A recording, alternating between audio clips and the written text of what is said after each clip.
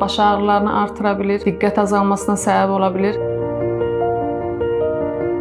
AirPods qulaqçıqların və digər buna bənzərlərin istifadəsi beyin üçün zərərlidirmi? Bu barədə bilmirəm, düşünmüsünüz ya yox. Bir çox insan düşünür ki, qulaqçıq istifadəsi sadəcə qulaq üçün bəzi problemlər yarada bilər. Misal üçün, nəmli istifadə başqa şəxslər tərəfindən istifadəsi zamanı infeksiya yayılmasına gətirib çıxara bilər. Bunun xaricində başqa hər hansı bir problem yarada bilməz. Amma bilinən bəzi zərərlər var. Bunlardan gəlir eşitmənin azalması, xüsusilə mütəmadi olaraq yüksək səslə qulaqçıq vasitəsilə dinləyicilər bilməlidir ki, bir müddət sonra onlarda eşitmədə qalıcı olaraq, yəni geri dönüşümü, bərpası mümkün olmayan eşitmə zəifliyi yarana bilir. Bundan əlavə, daha əvvəl qeyd etdiyim sualın cavabı, beyin üçün zərəri varmı? Bununla bağlı edilən elmi araşdırmalar birbaşa zərərin olmadığını sübuta yetirib. Amma bəzi risklər yarada bilir. Eşitmə azlığının olmasına görə degenerativ xəstəliklər üçün bir qapı aça bilir. Bundan əlavə baş ağrılarını artıra bilir, diqqət azalmasına səbəb ola bilir və onu da qeyd etmək istəyirəm, əslində